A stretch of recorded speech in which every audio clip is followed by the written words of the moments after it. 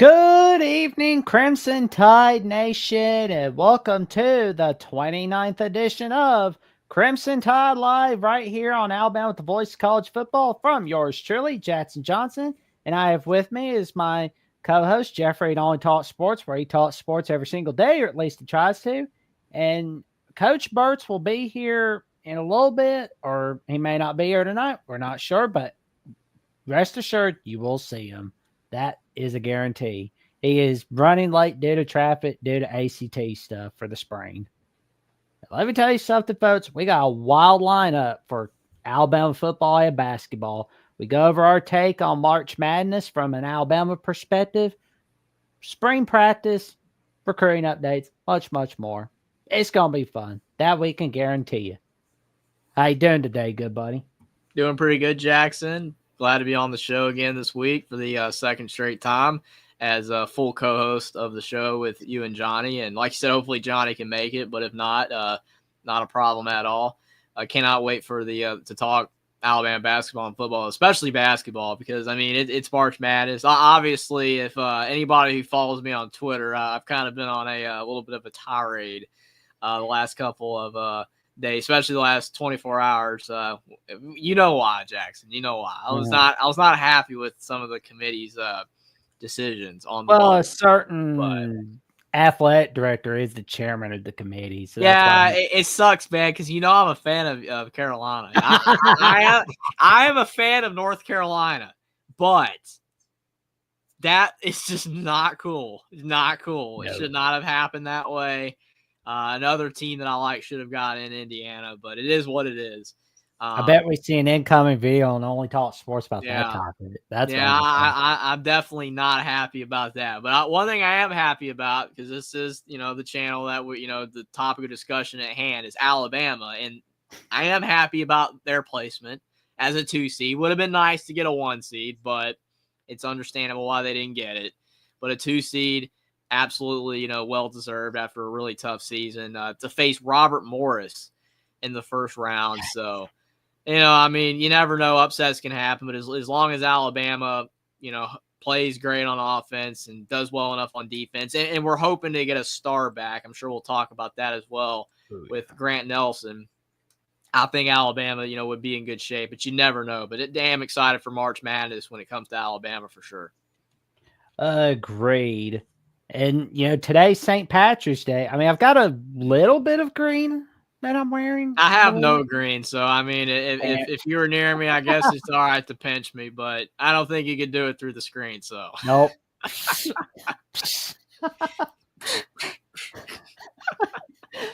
Well, here's a little something fun for y'all, for everybody in the chat.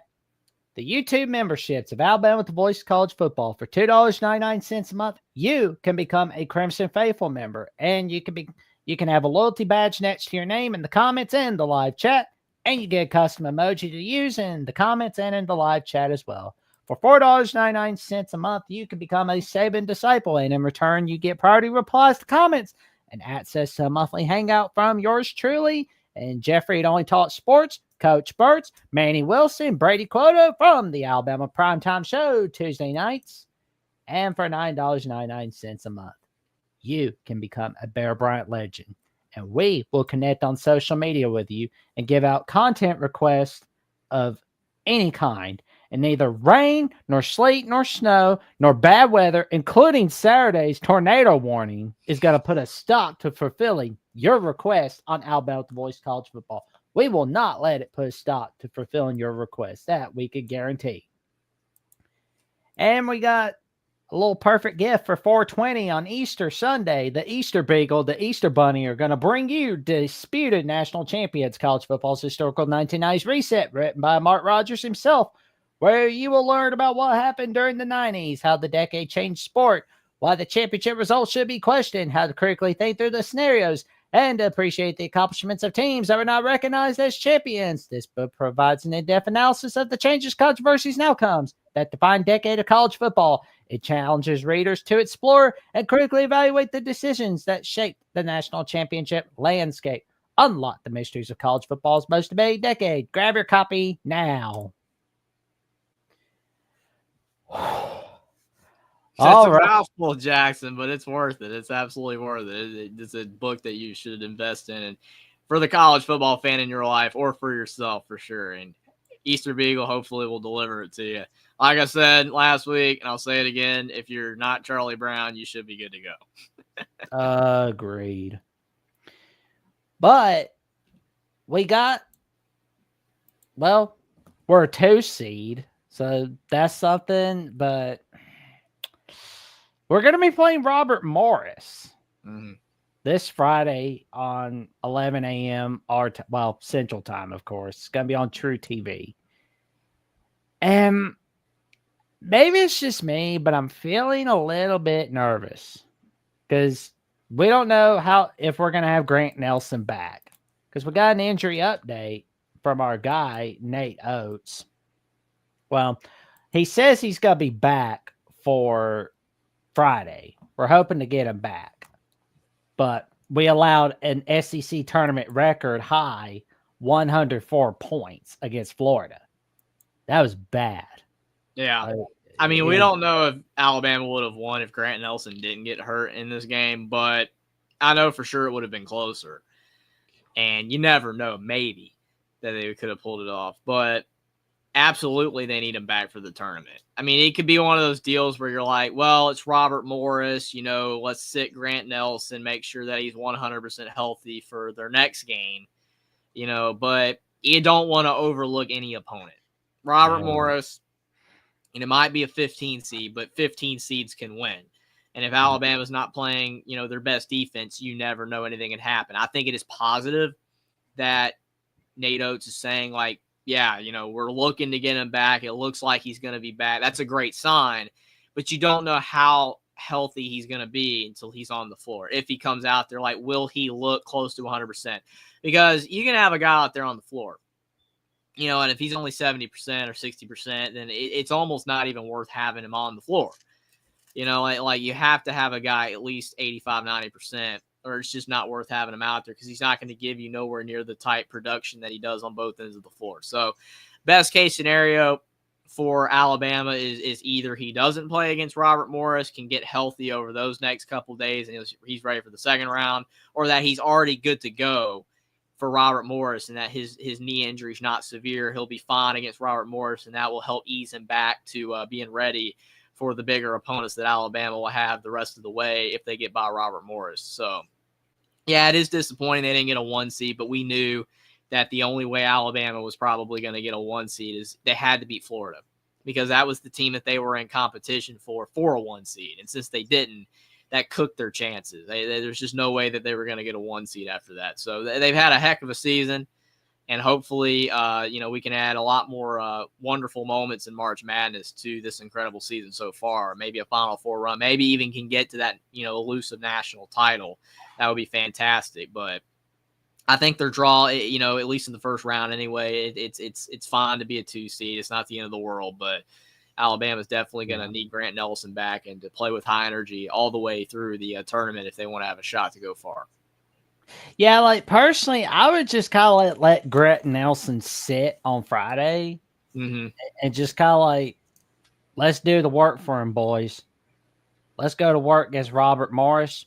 Then we await the winner of St. Mary's Vandy. I mean, I think honestly, you could do it where it's like a bit of a, he's in like a break in emergency, glass type deal, where with Grant Nelson, where you don't rule him out against Robert Morris, but you don't play him unless he's needed. Like if they're playing Robert Morris and they're blowing him out, then he can stay on the bench. But like if it's like a 10-point game, or a 5-point game or whatever, something like that, late, middle of the second half, Bama's kind of struggling, Robert Morris is making a push, maybe you bring him in. But I agree. I mean, that's kind of my thought processing though. Like, don't play him unless you have to. I mean, obviously you'd prefer to play him because you want him to get reps. You want him to get back in game shape. I mean, he's not going to really be out of game shape, but it's still a little bit of rust from being, not really being out, a little bit hurt, a little bit. So you want him in there, but you also don't want to, force him back too early and he hurts his, knee even worse. And then you miss him for the more important tournament game. So I think definitely it would not hurt if they sit him, but it would be great if Alabama could just, beat Robert Morris without him, which you think that they could and should, but you never know. So it's going to be interesting. Definitely something to monitor. Yeah, I mean, because like we gotta keep an eye on it, because like if he's we don't want him getting hurt any further against like Robert Morris. It's like don't come in unless you're absolutely sure that you're 100%. Yep, that's what I say. Just like tough it out for a bit. I mean, you're not having to play Duke yet, so don't worry about that. It's like, oh god. Like, I'm already getting nervous thinking about that going against Duke, but just get through the round of 64. Maybe Duke will lose. You never know. Maybe they'll fall out by the wayside, and we won't have to worry about it, right? Well, I mean, I hear from the AC Network, Cooper Flatt's kind of like Steph Curry. It's like they're not even the same position. I mean, Cooper Flagg's closer to Christian Laettner than Steph Curry. Tell that to those guys. I'm just saying, like he's not even close. Or Larry Bird, something like that. Like Cooper Flagg's incredible, but he's not Steph Curry. Maybe I've been sleeping too much, but I don't think Cooper Flatt's from a Cinderella team. Last I checked, Duke's not a Cinderella team in college basketball. No, but everybody thinks their team's a Cinderella team, right? Yeah. I mean, we kind of had a case and an argument for saying like Bama was kind of a Cinderella team a couple of years ago when we were, hadn't been good and we were suddenly making runs now with Nate Oates. But now we're kind of like we're here to stay, So it's not as big of a surprise. Obviously, if we won a title, then that would be crazy and incredible and new to the program, but it's not really a Cinderella run anymore like it was before. Well, and two, honestly, I feel we're kind of like Florida basketball, where Florida had Billy Donovan, whereas like at first when Florida had Lon Kruger, they were like, they're just making a Cinderella run. But then Billy Donovan shows up, gets him a couple of natties, like, oh, okay, now I'm taking this school seriously. Yeah, that's the way it works. I mean, it's kind of like UConn. Like, you had Jim Calhoun, and he won all those titles, and UConn was, seen as a program like, hey, they're legit, one of the better programs now in college basketball. Then he, gets sick, retires, and UConn kind of sucks for a while with Kevin Ollie. And then they get Dan Hurley, and now they've won 2 titles, and it's like UConn's, back better than ever. So, I mean, that's why when people say, like, again, not to go off the rails, talk about IU for a second, but it's like Indiana. Indiana's been bad for a long time. But the very second that they hire a great coach, if it ever happens, and they make a Final Four or national championship run, they're back. All that time in Indiana's been down. They're no longer a blue blood. They're trash, no good. All it takes is one coach to bring it back and take them to a national championship and win it. Then it's like they never were not a blue blood. It's the same thing with UCLA. Like they haven't won a title since 1995. Indiana since 87, but UCLA hasn't won since 1995. If Mick Cronin led them to a title, he already took it to a Final Four, but he takes it to a title and people are going to be like, oh, they're still a blue blood. With these great programs, it's like we're waiting for Nebraska football to come back. Right? Like we've been waiting. Can Matt Rule do it? Could Scott Frost do it? He didn't. But, they're just waiting. If you can take these type of programs and get them back to the top, it doesn't take much to get them back into the national conversation. The difference with Alabama basketball is we don't have a history. It's all been football. So like Nate Oates is doing what hasn't been done before, really, on a consistent basis at all. So that's why this is so incredible. That's why you're seeing the term new blood, like Alabama's a new blood. And if they can win a title, that would really cement that. But, I mean, absolutely. It's just crazy to think about stuff like that. Well, we got the East region, of course. So there's Duke, Mississippi State, Baylor, Oregon, Liberty, Arizona. And it's funny, Will and I were talking about this yesterday with BYU, VCU. Man, A-10 teams tend to put a scare into BYU. And we got Wisconsin. I mean, I saw where a couple of the guys from Barstool Sports were saying Alabama, Wisconsin, Sweet 16 would feed families. I'm like, do not be sure of it. It's March Madness, not college Anything football. can happen. Anything can happen. One bad game and you're done. I mean, you could be the best team in college basketball by far, coming into the tournament and lose in the first round. It can happen. I mean, I do like the draw overall. I mean, when you look at, they beat Robert Morris. If they do, then they'll play the winner of St. Mary's Vanderbilt. I don't think that's that bad, honestly. I mean, if they lost, then it would just be because Alabama played poor. I mean, St. Mary's, I will say St. Mary's is a tough team. They are a brick wall type of team. Like, when you play them, you feel them, right? Like, they impose their will onto you. But the thing with St. Mary's, though, they don't consistently put up a lot of points. So if Alabama can even crack 75 against St. Mary's, they're probably fine. And then you look at Vanderbilt, had a good year. Mark Byington, the former James Madison coach, had a really good run with them this year, but they had a very weak non-conference schedule, and they just won enough games to get in. It's kind of ironic. You talk about this 14-team SEC, not to go too far off from Bama, but this still relates because it's the SEC. But when you talk about the 14-team SEC, turn like what we got right now, all 14 of them got in except LSU, South Carolina. When you look at these bubble teams, all of them they got like one or two big wins, and that's why they're in. You look at Arkansas. What was their big win? They won at Kentucky, right? Mm-hmm. You look at Vanderbilt. They beat Tennessee. You look at Georgia. They beat Florida. You kind of seeing a pattern. Texas knocked off A&M in the tournament, in the SEC tournament. All these bubble teams, because there were so many great teams in the SEC, you really only had to knock off one big one or maybe two, and you were good. So when I look at Vanderbilt, the vast majority of the season, they were just okay. But they got a couple big wins. Could they knock off Alabama? Yeah, sure, they're conference foes, but they're a significantly inferior team too. So I'm just saying, like, I think as long as Alabama plays good basketball, anything can happen. They could get upset. But I think this is a good draw to me to start out. Like, down the line, it's always going to get tough. But I think that path to the Sweet 16 is not that bad for Alabama as long as they play well. They can't choke, but I think it's pretty solid. But that's my opinion. Well, we can't let our defense go to crud like we did against Florida. Thank goodness Florida's not in our bracket. Yeah, and those teams are nowhere near as good of an offensive team as Florida either. Nowhere close. So. Yeah, because like it would be nice to see Alabama make it to a Final Four again, but it's just like last season we didn't need to be a top 2 seed to get to the Final Four. We were a 4 seed, and the last couple times where we were a 1 or 2 seed, that didn't seem to work out for us. We lost in Sweet 16. Not saying that's gonna happen this year. No, nowhere near. But it's just a little bit gun shy. Because those last 2 times we were the top 2 seed.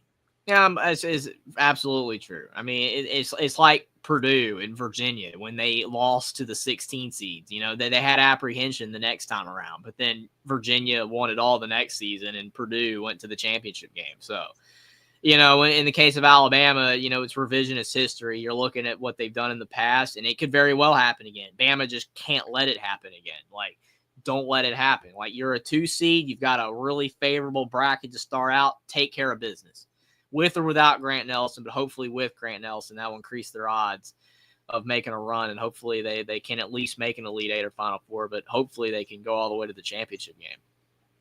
Yeah, that would be pretty cool. And so, I call the Midwest region the choke region because, I mean, everybody on there chokes at some point. Yeah, Tennessee. Kentucky's fallen apart a lot of years. UCLA, I mean, they had the Final Four run, but other than Houston, Purdue. Yeah. It's going to be interesting. I'm interested to see if Gonzaga can make a Sweet 16 this year. Like, then they say it's been 9 years in a row they've made a Sweet 16. They made 9 consecutive Sweet 16s. Can they do it again now that they're not a protected seed? Like, they're an 8 seed playing, Georgia. And if they can get by them, then they're going to have to play Houston. Oh, they'll beat Georgia. So Gonzaga, like, it'll be interesting. I don't think they will, but it would be crazy if they did make another Sweet 16. Oh, that would be nice, honestly. I think I could be wrong, but I do think some of these SEC bubble teams are going to lose early. Oh, I know the SEC was deep, and I know that's why they got all 14 of the 16 in, but I don't think that a lot of these teams are going to go far on the bubble team. Like Tennessee, Bama, Florida, Auburn, those teams are going to go on runs, but I don't think Oklahoma, Georgia, Texas, I don't think they're going far. Arkansas, I don't think they're going far. I just don't see it. Oh, we're going to see Arkansas St. John. We're going to see Arkansas St. John. Play the games first. It's hilarious, man. It's like you got to play Kansas first, man. Like, I know Kansas isn't as good, but get by them first, and then we'll talk. I know, right? It's like it's just too funny. Mm. But got a little something for you before we move on to our next subject. Where is it? Oh, tell me that didn't get cut off. Oh, there we go. Gotta have my script ready. There it is. Get your business, product, service, or personal brand to the next level by partnering with the voice of college football. See what the partner Win Agency has to say about sponsorship experience with the voice of college football. Let's discuss how you can reach your target market. Contact us at sponsorships at voice of college football down below today. Well, alrighty, we're going to get the link here in the chat in just a bit, but while we talk a little bit about that, I was thinking about this story that I saw this weekend, and it was why Tim Keenan, our defensive lineman, said why he returned for a 5th year. And he said, quote, "I'm going to leave with a championship." Our buddy Justin Smith from Touchdown Alabama has that article written down. Finished last season with 40 tackles, 7.5 tackles for loss, 2.5 sacks. And he's like, "I put my trust in God," told reporters. "I believe in the guys here, believe in the coaches here. I believe in the system. I really believe in the University of Alabama. I told myself and I told Coach Saban, when I came to the University of Alabama, I'm going to leave with a championship. Going 9-4, that's not the standard here at University of Alabama. Growing up, I always seen the dominant team, and you always have bounce back years or years where it seemed like you're rebuilding, but that was not standard. It's been continuous work day in and day out to get to where we want to be." I could not agree more. I will say that I definitely love what he said. I'm glad he's coming back. And, like the entire time that he's been alive, just like me, and for the vast majority of your life, Jackson, Alabama football has been the best program in college football. A juggernaut, right? Since, the 2009 season.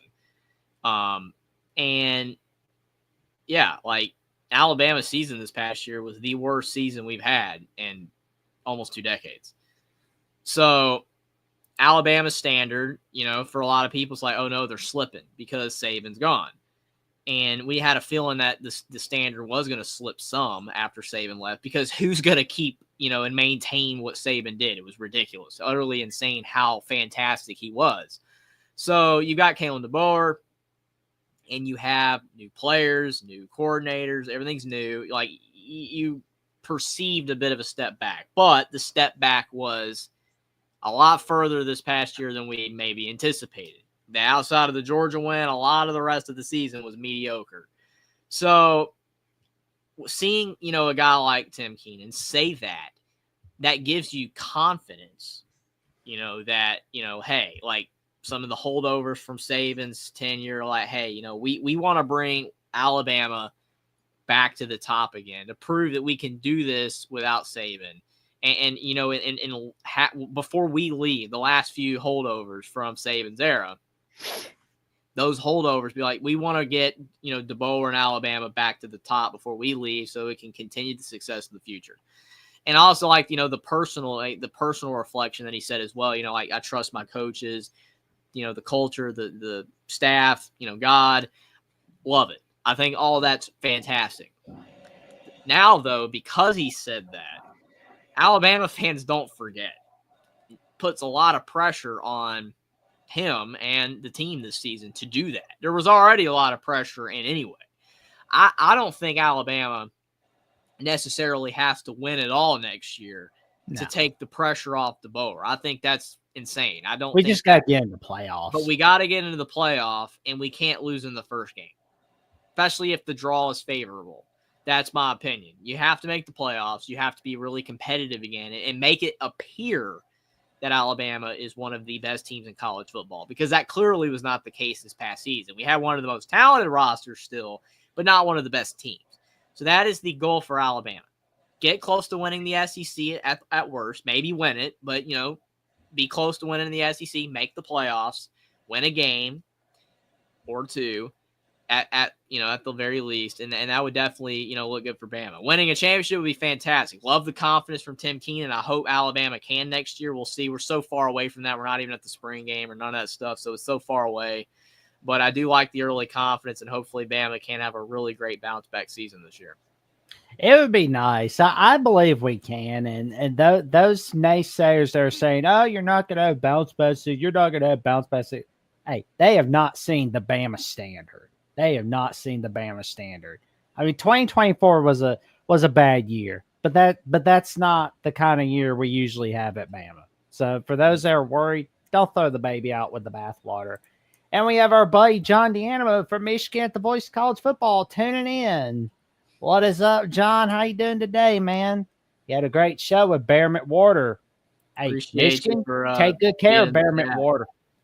Take good care of Bearmont Water. Keep them away from LSU and Auburn, Tennessee. So that's all I ask.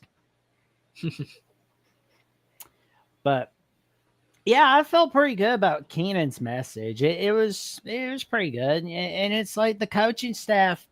It's something that I've said numerous times, and since we started the show, I've got faith in Kalen DeBoer. I believe he can get this team doing what it needs to do.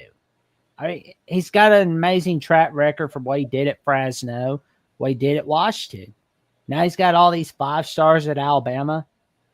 He can win. He'll do just fine. And again, 2024, that's just one bad year. That's not the standard. We're not going to go 9-4 every year, 9-3. That's just not happening. I agree. I don't see it either.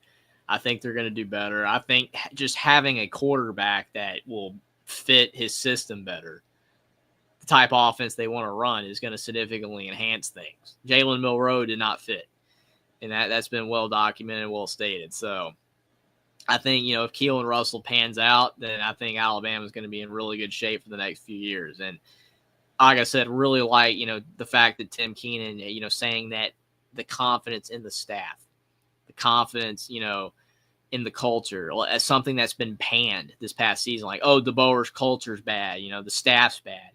If Keenan has that much confidence in it, then it can't be poor. It just, maybe it needs a year. Maybe this season is going to be a breakout year, and it will show that Bama's going back in the right direction. Only time will tell, but I definitely think that it can, and hopefully will. Oh, yeah.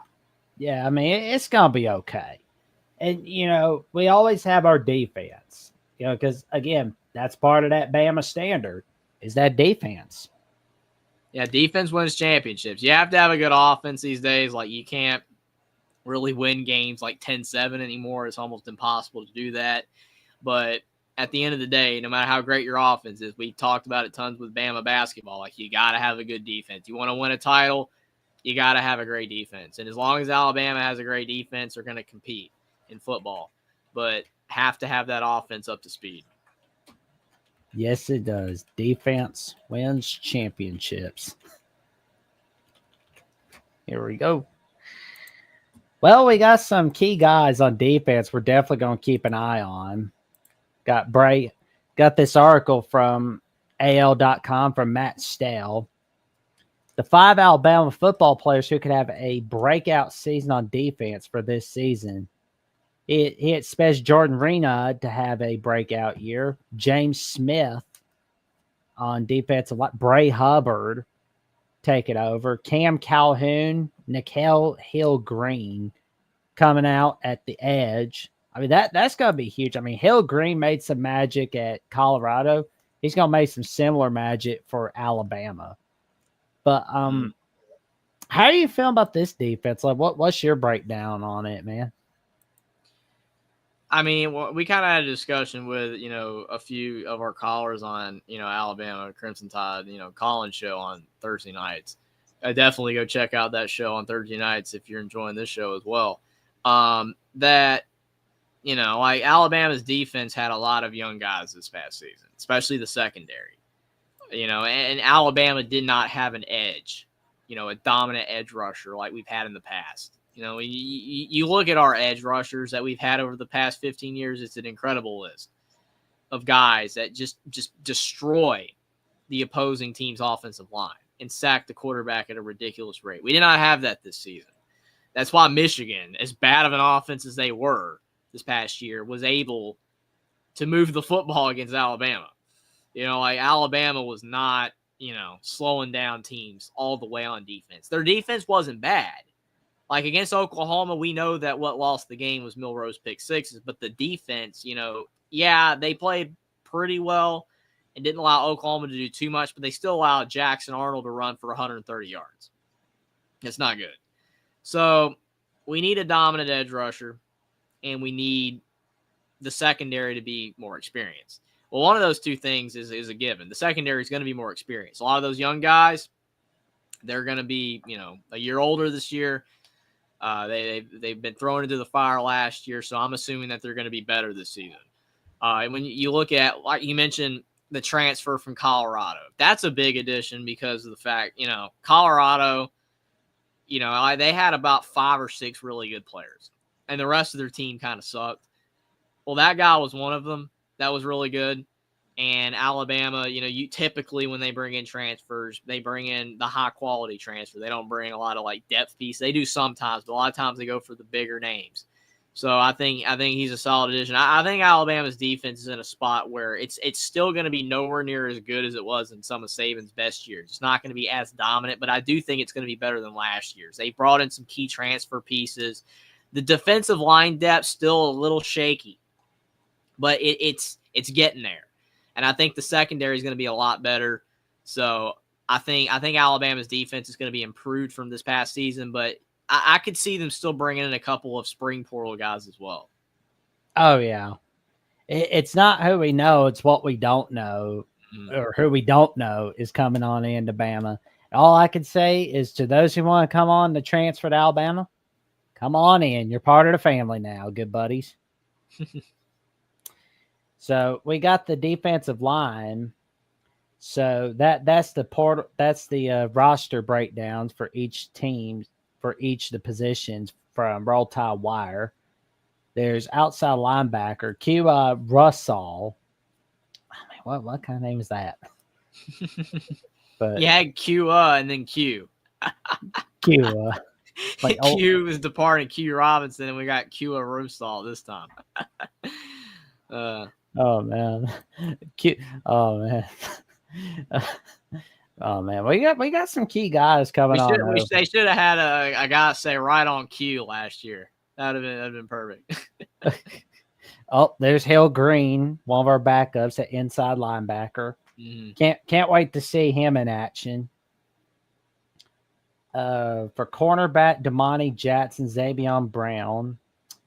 Dijon Lee, we're going to be having him on our roster. So you see how young the secondary is. Like you got Damani Jackson, who's a senior, and then the rest of them are sophomore, redshirt sophomore. Like they're all young, right? A couple of freshmen.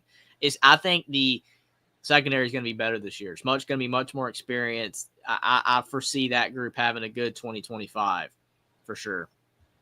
There we go. It's like it'll be fun.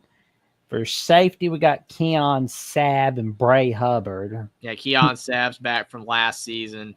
Losing Malachi Moore's tough, but they have some solid players at that Malachi position. Moore was a diva.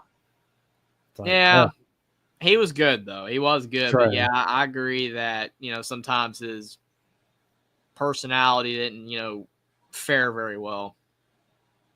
It's like good grief. Like don't be throwing a fit on the side on the field. Like don't do that. It's a bad look. That's not the Bama standard. No. It's just kind of like Buttercup and Blossom just telling Bubbles, they're like, "Hey, Bubbles, that's not the Powerpuff way. That's not the Powerpuff. Well, this is not the Bama way. Don't be throwing a fit on the field because that's not the Bama way. That's we not want the sugar, spice, and everything nice. That's what exactly. we want. Only on Alabama the Voice College Football where you hear like over under a Gunsmoke reference, Powerpuff Girls reference, or some kind of 90s cartoon reference, Yeah. or some cartoon or Western reference. It's hilarious.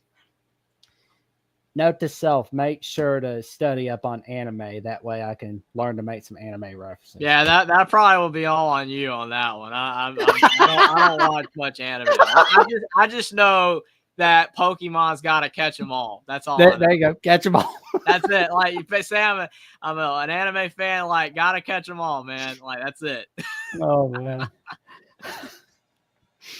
Well, but in all seriousness, though, like our defense is looking really good for this year and beyond. I mean, we got a lot of young guys, but I mean, a lot of young guys is good because like if they're, it shows us where we're on track for a good year the year after, where it's like 2026, we'll have more veterans on our team. Yeah, it cycles out. I mean, it's a tough thing. Like you have to balance out your roster. You can't just have all experienced guys because then you're going to lose them all. Like you have to have, a mix of young guys and experienced guys. So those young guys can replace those experienced guys. And then you bring in more young guys. It just cycles itself out. The portal makes it tougher now because you're constantly losing guys to the portal that you used to not lose because guys will stay in your program. So that makes it tougher, but still you're able to bring in guys from the portal as well. So you can still kind of balance it out with youth and experience to, kind of make the best roster that you can. Yeah. I mean, it's going to be fun seeing what happens. I cannot wait to see more magic from Dijon Lee. I want to see some magical plays he's going to make. Good. He's good. Yeah, because it's like I cannot wait to just plop open my phone, just go on YouTube, look for the top 10 plays. We're going to see plenty of our guys from Alabama on there. I agree. Wasn't as many highlight plays last year. I think that's going to change this season, hopefully. Hey, who knows? Maybe one of our D linemen can sack a QB with his rear end like Khalil Mack on Aaron Rodgers in 2018. That'd be fun. Man, we had some studs back then, man. Just bring like Chris Berman to call that highlight. Yeah, it'd be perfect. Oh, it was funny when he was like, Mac back. Oh, it's priceless. It's like, oh man, it's like get that old man back on Sports Center for a bit. Like he's got an Alabama highlight, dude. Put on the NFL primetime music. We got our Bama man making some big plays. Mm-hmm. That's what's going to happen. We're going to be making some big plays for 2025, especially with our defense. Because as we said, Alabama with the Voice College Football, defense wins championships. Yes, defense. Like, both sides of the ball have to be great, but defense has to be the one constant. Your offense might have a shaky day. You have to have a good defense to win championships. Agreed. Defense wins ball games all the way. Well, all righty. Well, we got a little bit of our offense we're going to have to look at because I know that the quarterback battle, that's going to be ongoing. One of these days, you're going to see a question from the channel on the post links. Who would you prefer to be quarterback? Ty Simpson, Keelan Russell, and our other guy, Austin Mack. How can we forget about Austin Mack? You don't forget about him. Austin Mack, he sometimes can be forgotten. So it's like, I mean, because everybody's like Ty Simpson, Keelan Russell. You got Austin Mack. He's there too. Don't really think legitimately he's likely to be the QB1, but you never know. Got to give him, his props. True. And we got our buddy Will and D giving out a, hey guys, what is up, good buddy Will? Note to self, if Alabama plays VCU, we may just have to do a watch party for this channel. For it, if Alabama VCU is on Thursday night, well, or Friday night. We may just have to move call-in show down the Friday night. That way we can do like Alabama VCU watch party, and all of you are invited. That would be awesome. But of course, we've got our running backs, Jam Miller, coming back. Oh yeah, and Justice Haynes transferring. Goodbye, Justice Haynes. We're upset about that, but we got Jam Miller back, and we got a lot of young guys in Richard Young, Daniel Hill. So running back room. I mean, it's not like it was where we used to have like two dominant backs, but I think it's going to be fine for 2025. True. Wide receiver room, we got Ron Williams. We got Bernard back. He's an experienced guy. What we need, though, is some of these young guys. We need one young guy to step up. True. Isaiah Horton's a big addition, too, the Miami transfer. But I still think out of all those redshirt freshmen and sophomores right there, one of those guys needs to break out because Ron Williams can't be, getting double teamed as much as he was this past season. Oh, yeah. Because, I mean, we got Jeremy Bernard, Isaiah Horton. I want to see more of Bubba Hampton, to tell you the truth, and Derek Meadows. I want to see some magic that they can bring out, especially Absolutely. when we're playing in week 2. Because, I mean, it's like we'll be bringing in our second stringers for week 2. I want to see what Meadows can bring out. Yeah, you never know how good these guys are until you get them out there on the field. I mean, I know in practice you can kind of tell, like, hey, this guy's going to be a breakout player, but until they're, out there on the field when it matters, when it's live game action and it counts, you're never going to know. And some of these guys, highly recruited, very talented looking guys on paper, get them out there. Just test run them. Let's see what they got. And if one of them breaks out, and can really compliment Ryan Williams and Isaiah Horton and Bernard, I think Alabama's receiver room will be better than last season. Agreed. Bubba just takes one. That's funny, Troy V. With a name like Bubba, he better be at Bama. A lot of people are mad at a certain Bubba right now, Bubba Cunningham. Oh, Lord. So, yeah, not a popular name right now. Oh, yeah. It'll be fun seeing what Bubba Hampton brings out. Were you shocked that like Kobe Prentice and Kendrick Law didn't really work out? Sad, but not surprised, unfortunately. Yeah. I thought both would be better. And we got our tight ends like Josh Cuevas, and we got a backup in Daniel Lewis Jr. CJ Dupree's graduating. The transfer from Maryland. I mean, he didn't catch many passes. He was more of a blocking tight end. Yeah, and we're going to have Caleb Edwards and Marshall Pritchett joining us. That's going to be neat. Yeah, maybe one of them can break out. We'll see. Hey, I mean, it's always good to have your tight ends break out because I mean that's always a good sign because that way you don't get overly reliant on Brian Williams. Because I mean, look what happened to us last year in the ReliaQuest Bowl. We got overly reliant on Brian Williams, and it bit us in the rear. Absolutely. And I mean, I know Alabama really hasn't had that many like elite tight ends. Like we had OJ Howard, like he had a good, career, but like we haven't had like a Tyler Warren, or Brock Bowers, like we don't really do that. It's been mostly like receivers and running backs, but it'd be cool if Bama had a really good tight end, like a really good tight end. That was a threat in the pass game. That would help Ryan Williams out a lot. Agreed. I mean, that would be neat. I'm ready to see where we can have like another pass catcher besides Williams and Bernard for 2025. Yeah, Horton's a good bet to help, but still, I think one of those young guys needs to break out. One of them does. There we go. I can't wait to see what Horton can bring out. I'm excited about Horton. Horton here's a pass. He's going to get it. So he's going to be hatching some heads for us in no time. And there's all offensive line. Caden Proctor, of course, but we got Gino Van DeMark, Parker Brailsford, Jaden Roberts, Wilkin Formby. And there's plenty of our backups, Rock Montgomery, No relation to the state capital of Alabama. Cam Dewberry, Arkle Anagwam. What kind of name is that? A lot, man. Some of these names, it's gonna take me a that little name's bit. literally claws with a C, but it's an O. So like, I have no idea. I mean, you got an easy one in Casey Poe. You can say that, and William Sanders. Those are easy. I mean, Yeah. Tyler Booker going off to the draft. I mean, is what it is. He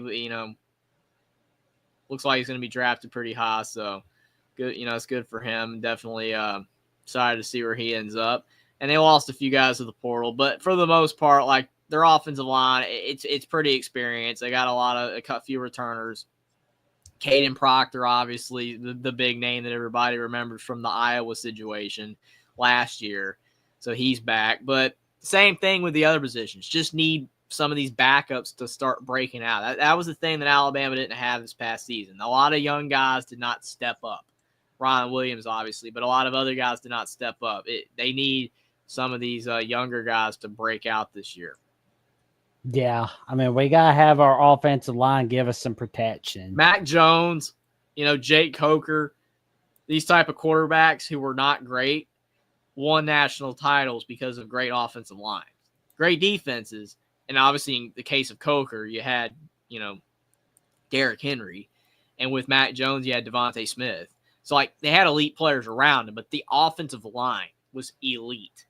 In the last few years, our offensive line has not been elite. We got to get back to having an elite offensive line, especially if Keelan Russell's the guy, because he's going to be young. You want to be able to protect him and not have him get rattled or injured. So, I mean, Alabama's offensive line must be better. True. Well, we've got some recruiting updates. Well, a couple of them anyhow. Got a stud at running back who's wanting to visit us. Man's name is Jonas Walton. I don't think he's related to the Waltons, but we don't hold that against him. We're happy to have him. But he's going to be coming on in to visit us in the merry month of May. His other schools are Florida, Notre Dame, Stanford, and Tennessee. And he's going to be visiting on the weekend of May 30th. 5 foot, 210 pounds, and 10.63 in the 100-meter dash. Let's see this young man break out, shall we? Oh, there he is. There he is. Come on. Oh, there you go. Oh, screen pass. Boom. Oh, it's like, sorry, this is my house. He's got power and speed. That is a great combination to have if you're a running back. Like if you have great power, like Eddie Lacy, it's great. But if you don't have the speed element too, and if you're a running back who's kind of on the small side, you have speed but not power. You need both to be a complete back. He looks like he's got both because he's quick, but he also has that power factor. So hopefully Bama can pick him up. It's a strong list of schools that are on the list to potentially get him, but that shows you he's a great player. So hopefully Bama can win out there. There we go. Oh, he's making a long run. There you go. He's pretty good, man. No, this is my house now. That's my house. That's what he's saying. This is my house. Oh, he's a top-notch blocker. Oh, man. Like the fact that he can catch screen passes too. So he has good enough hands already at this level that, he's a dual threat. Oh, there we go. He's behind. Oh, there we go. Up, block. Oh, there you go. Oh, we're going to see another kickoff return. Going to see some more magic from him. There we go. Don't kick it off to this guy, man. Run, Walton. Run, Walton. Run. You better get away. There you go. Get away from him, Walton. Run. Get out. Oh, touchdown. Wow. He made it. He outran them all. He's going to. Long ball. Boom! Yeah, this guy's a a must get here. It looks like, man. Man, we better get him. That would be neat. Because like that would be a huge win for Alabama if we can get Walton. Like, I know it's hard to evaluate high school tape. I say it all the time because it's not the same level of football. But I mean, you can clearly tell this guy is a collegiate athlete, potentially professional NFL athlete. He is good. So, oh man, and we have another star in the making that wants to come on into Alabama, where he's from California, and he says Alabama is the standard in college football. He's part of the 2027 recruiting class. Guy's name is Demare DeZern. It's taking me a little while to pronounce that last name. It's like I hope he doesn't get too upset about it. But I think you did pretty good. I thank you. So he's got a lot of such. Yeah, get away. We got work to do. So he's 5'11", 165 pounds. And he expressed his admiration for the Tide, where he says Alabama football is the standard in college football.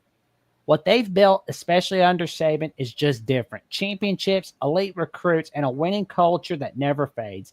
Year after year, they're always in the title hunt. You gotta love those comments. Like that means there's a really good chance that Alabama's going to land this guy, especially if Kalen DeBoer can keep Bama at a top level. Gotta love those words. Agreed. Oh man. Oh, doing a little touchdown dance. Although I don't think Rich Robert will approve of the touchdown dance if he was to go to. As long as it's not posted on TikTok, it might be okay. Yeah, just don't do a stupid dance. That's all we ask. Hey, all those athletes just do it for clicks and hits. That's the only reason. Oh, there we go. Those TikTok dances are dumb. I'm not gonna lie. I know, right? I don't get it, but that's what our generation is all about and into. So whatever. That's your thing. It's all good. But Oh man, the Ocho. Oh, there we go. Yeah, I like these highlights so far. Oh, there we go. He's returning a punt. Run. Right, there you go. Touchdown to the house. Yeah, if he's showing that much admiration for the Tide, man, I think we got to reel him in. Let's get him. Let's get him while the iron's hot. That's what I say. I mean, Ryan Williams is likely going to the draft after 2026, so let's get this young man added to the Alabama Crimson Tide. Oh, there we go. Bat the pass. Oh, there we go. Nice. Run. CC Fieldwell.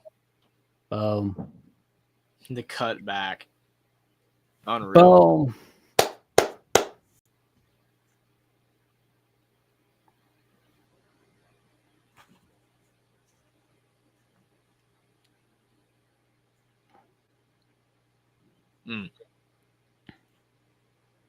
Yeah, he's good, man. Oh, yeah. Troy V says, I can't pronounce half those names. Yeah, it's hard. I mean, some of them are just impossible. Like, you don't want to butcher them, but, I mean, at the same time, you give it your best shot. It's like, at least you tried.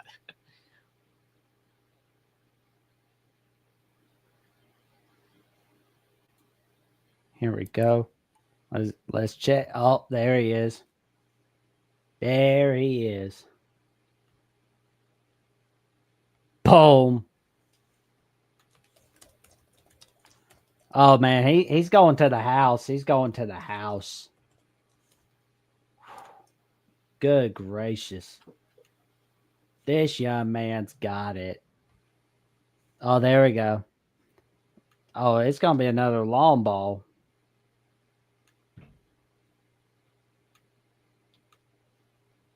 Oh, here we go. Oh, touchdown. Here we go. And here we go. Yeah, you gotta love the effort and energy. Like, he's fast, but he's also like not afraid to put his head down and take contact as well. Agreed. Yeah, he's quick, man. Here we go. Here we go. Oh man, he's running. He's gonna run again. Love it. There we go. There we go. Get him Run. in space. There Turning we the go. corner. I mean, it is no shot. Like literally no shot. He's high fiving his teammate before he even crosses the line. Just make sure you don't lose the ball, you know. There we go. Bat to pass. There we go. Let's go.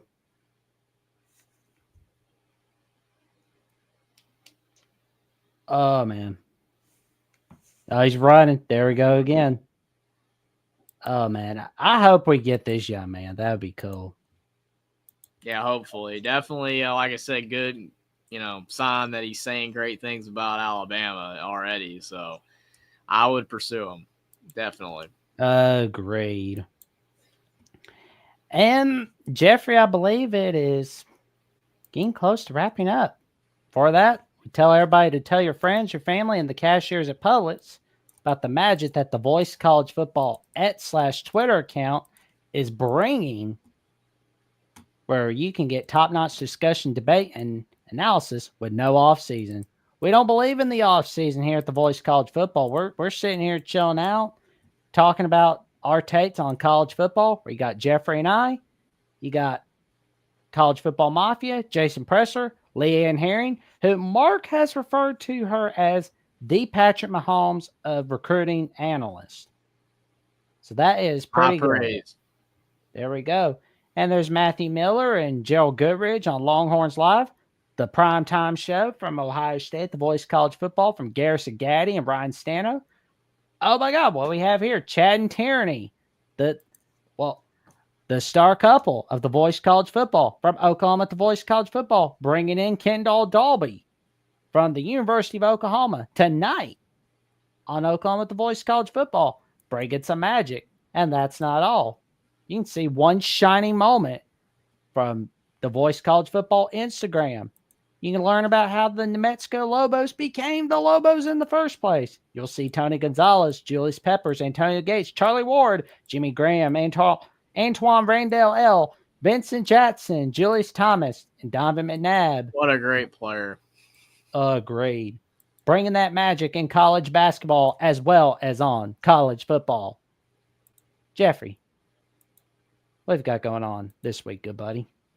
Appreciate it, man. Definitely. Thanks everybody for being here tonight at the Alabama Voice of College Football channel for the 29th edition of Alabama Crimson Tide Live, and my second time being on here as an official co-host. Appreciate it. If you are new, subscribe to the channel down below and like the stream as well. But definitely also, in addition to me being over here on Monday nights with Jackson and Johnny most of the time, also on Thursday nights, the Alabama Crimson Tide Call-In Show. If you enjoy this show, you'll definitely enjoy that show as well, where you'll have a lot more Powerpuff Girls and classic rock takes and Gunsmoke references and a lot of stuff, SpongeBob and galore, including Alabama and whatever. Maybe you'll hear about Margaritaville in the Nets College. Yeah, Margaritaville. We'll talk about all that kind of stuff. So it's always fun over there. And also my YouTube channel, Only Talk Sports. I'm going to try to have a March Madness stream this week with a good friend of mine. So we'll see if we can make that happen. I'm definitely going to try to.